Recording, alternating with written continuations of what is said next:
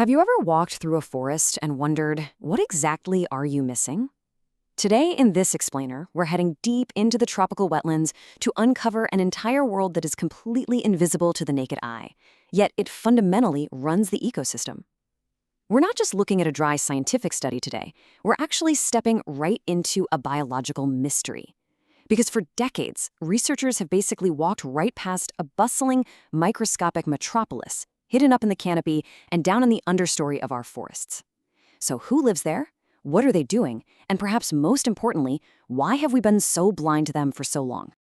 So here's our roadmap for the explainer today. We're going to start with the hidden world of Hymenoptera, look at the baseline biodiversity, and then explore a tale of two traps. After that, we'll see exactly how behavior dictates detectability before wrapping up with the necessity of dual lenses. Section 1. The hidden world of Hymenoptera. Okay, so our setting here is the Tasek Bera Ramsar site over in Malaysia. Now, previous studies here focused heavily on the ground, and because of that, they completely missed the dynamic insects living way up in the canopy. Look at this incredible microscopic view of a Hymenopteran specimen. With those intricate wings, the specialized antenna, its whole unique morphology, these creatures are literally the hidden engineers of the wetlands, and they are notorious for being incredibly difficult to detect. Section 2. The baseline biodiversity. To even begin to understand this hidden ecosystem, researchers first needed a baseline, right? Like, who actually dominates this environment? Well, looking at the breakdown, Formicidae, which are ants, make up a massive 41.8%. But right behind them are the Echnumonidae and Broconata families. Those are your parasitoid wasps. Together, ants and parasitoid wasps make up over 80% of the collection. And this is a huge indicator of ecosystem health. The ants are acting as soil engineers, while the parasitoid wasps rely on other insects as hosts for their larvae, which keeps pest populations perfectly in check. Taking a look at the overall health, the researchers physically captured 67 individuals across 31 entirely unique morphospecies, which just means they look physically distinct from one another.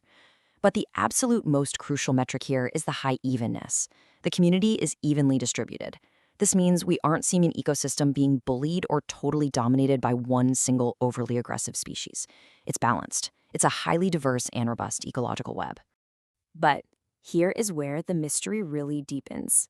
83.5. This is the Kakawan estimated richness. It's a statistical model that predicts the true number of species based on the rare ones we actually managed to find. So while researchers physically observed 31 species, the math is telling us there are actually around 83.5 out there. The big takeaway here is this massive knowledge gap between what we physically caught and the rare elusive taxa that are statistically still hiding from us out in the wild. Section 3. A tale of two traps. So how do we bridge that massive knowledge gap? It begs a really important question. Why does the type of trap matter so much in science? I mean, it sounds like a simple logistical choice, right? You just grab a trap and go. But it's actually deeply philosophical.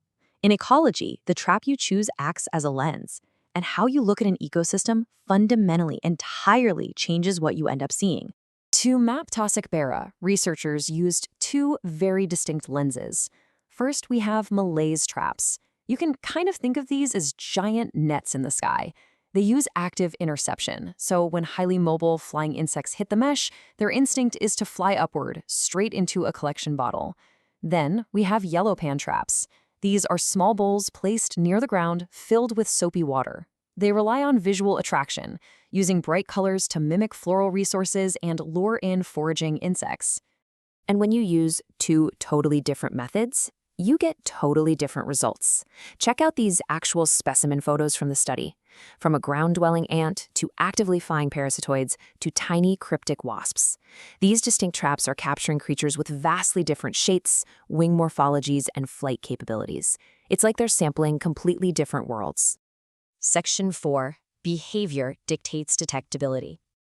Now, this is where the researchers had a major aha moment. They realized the variation in their catches wasn't just random static.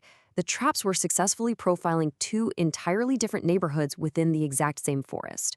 Malaise traps were capturing the transient community.